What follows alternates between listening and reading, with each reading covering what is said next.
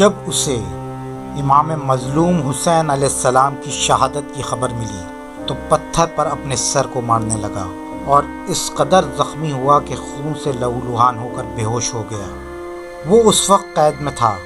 وہ افسوس کرنے لگا کہ اپنے امام کی مدد کے لیے کربلا نہ پہنچ سکا۔ اس نے یہ قسم کھائی کہ جس دن بھی وہ قید سے رہا ہو کر باہر نکلے گا، بحکم خدا تمام قاتلین حسین اور یزیدیوں کو اس طرح قتل کرے گا کہ لوگوں کو بخت نصر کا قتل یاد آ جائے گا۔ یہ شخص کون تھا؟ امام حسین سے اس کا کیا تعلق تھا اور اس نے یزیدیوں کو کیوں قتل عام کیا تھا؟ اس ویڈیو میں ہم اس تاریخی شخصیت کا مکمل احوال جانیں گے۔ ہسٹری لائٹس کے اس ویڈیو میں ہم آپ کو اس شخصیت کے بارے میں بتائیں گے، لیکن اس سے پہلے ہمارے چینل کو لائک، سبسکرائب اور شیئر کرنا نہ بھولیں۔ غم حسین میں ڈوبا یہ مجاہد مختار ثقفی کے نام سے مشہور ہے، جس نے امام حسین علیہ السلام کے قاتلوں کو موت کے گھاٹ اتار کر مسلمانوں کے کلیجوں کو ٹھنڈک پہنچائی تھی۔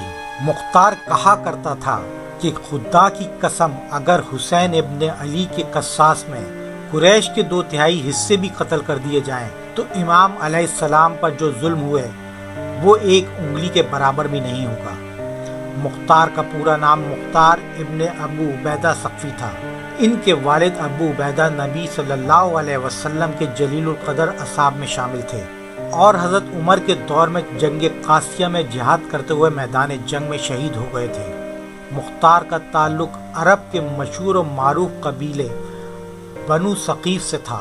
ابن اسیر نے مختار کو صحابہ میں شامل کیا ہے، جبکہ اکثر مورخین نے اسے تابعین میں قرار دیا ہے۔ مختار کو لوگ کسان کہا کرتے تھے۔ روایتوں کے مطابق امام علی علیہ السلام نے ایک دفعہ مختار کو اپنی زانوں پر بٹھایا اور اسے قیس کہا تھا۔ تب سے لوگ اسے کسان کہا کرتے تھے۔ بچپن سے ہی مختار کو میدان جنگ میں جانے کا بہت شوق تھا۔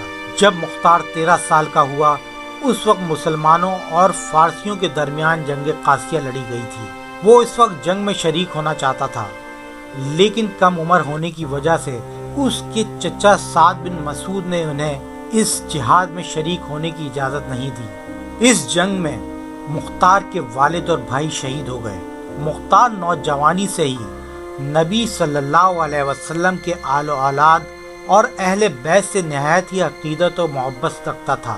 جب یزید بن معاویہ تخت نشین ہوا اس وقت مختار کوفے میں تھا۔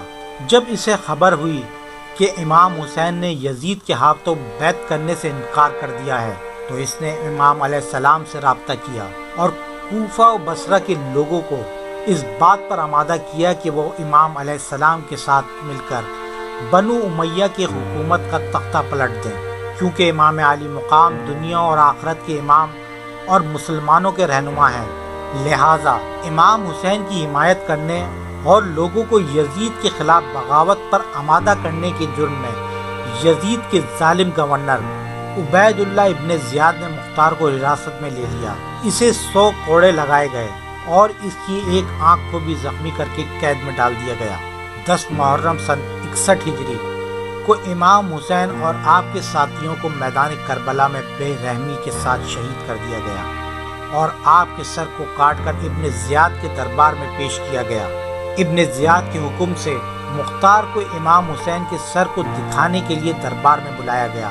مختار نے جب امام حسین علیہ السلام کے سر مبارک کو دیکھا تو بہت ہی زیادہ رونے لگا اور روتے ہوئے اپنے سر کو مارنے لگا۔ اسی وقت مختار نے اپنے دل میں یہ قسم کھا لی کہ وہ امام حسین علیہ السلام کے قاتلین کو چن چن کے مارے گا اور آپ اور اہل بیت کا قصاص لے کر رہے گا۔ کچھ دنوں بعد ابن زیاد نے مختار کو قید سے رہا کر دیا اور اسے حکم دیا کہ وہ کوفے سے باہر چلا جائے۔ مختار ثقفی نے کوفے کو خیر آباد کہا اور اپنے سینے میں دہکتی ہوئی بدلے کی آگ کو لے کر طائف چلا گیا۔ مختار نے بہت صبر اور حکمت سے کام لیا۔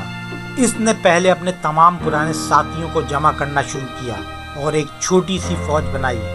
مختار نے اپنے پرانے ساتھی ابراہیم ابن مالک اشتر کو بھی اپنے ساتھ ملا لیا، جو حضرت علی کے جانثار سپاہی مالک اشتر کا بیٹا تھا اور اہل بیت رسول سے بے پناہ محبت رکھتا تھا۔ ابراہیم کے پاس چھوٹا سا لشکر تھا جسے مختار نے اپنی فوج میں ضم کر دیا۔ اس کے بعد مختار نے اجمیوں، ایرانیوں اور موالیوں کو اپنی فوج میں شامل ہونے کی دعوت دی۔ یہ لوگ دراصل بنو امیہ کے ظلم و ستم اور عربی اور اجمی کی تفریق سے پریشان تھے، لہٰذا وہ اجمی اور موالی جو اہل بیت رسول سے محبت کرتے تھے مختار کے ساتھ ہو گئے۔ رفتہ رفتہ مختار کی طاقت میں مزید اضافہ ہوتا گیا۔ مختار کی رگوں میں خون کی طرح دوڑتی اہل بیت سے محبت اسے بار بار حسین ابن علی کی شہادت یاد دلا رہی تھی۔ مختار اب قیام کے لیے تیار تھا۔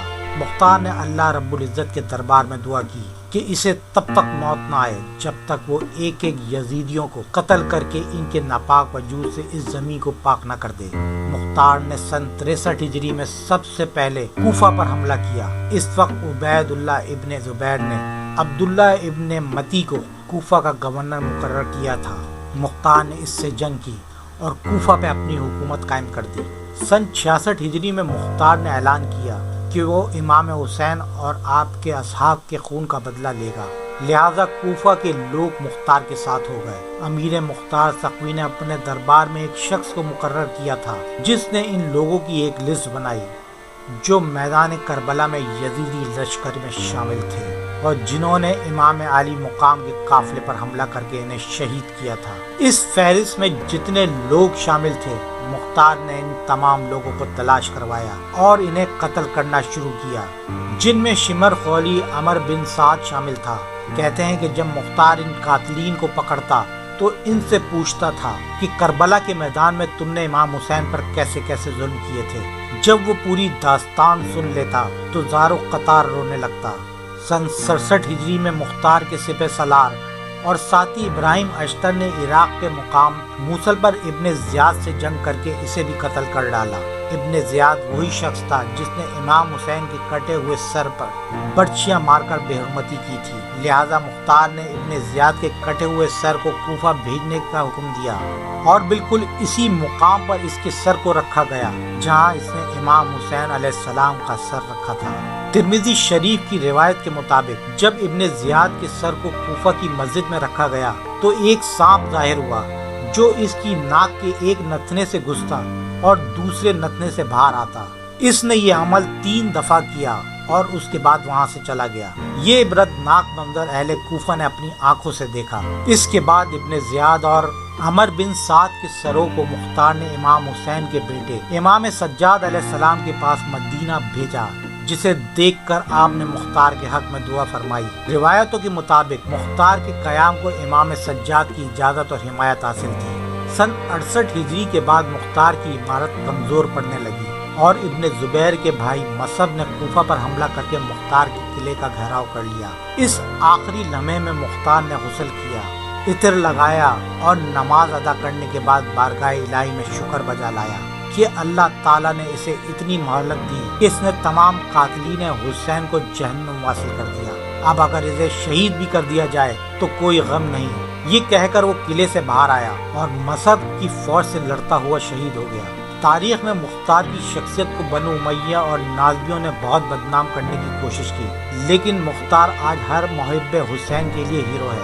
غم حسین سے زخمی دلوں کی ٹھنڈک ہے اور مختار کے چاہنے والے آج تک اسے شدید عقیدت و محبت رکھتے ہیں جو قاتلین حسین پر عذاب بن کر نازل ہوا۔